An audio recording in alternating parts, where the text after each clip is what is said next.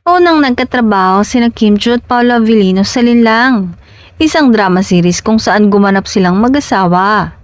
Bagamat hindi umano sila ang eksaktong magkapares noon, nakitaan naman ang matinding chemistry at nabuo ang kanilang team up.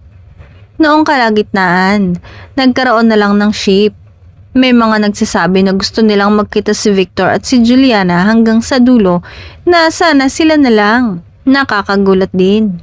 Kaya sinundan nito ng Philippine adaptation ng hit K-drama na What's Wrong with Secretary Kim?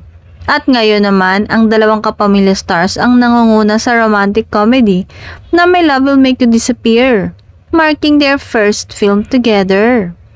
Kaya masasabi umano nila na aksidente lang na naging magka-partner silang dalawa. At nakakatuwa naman daw na ngayon ay solid yung mga suporta na natatanggap nila mula Linlang hanggang My Love Will Make You Disappear.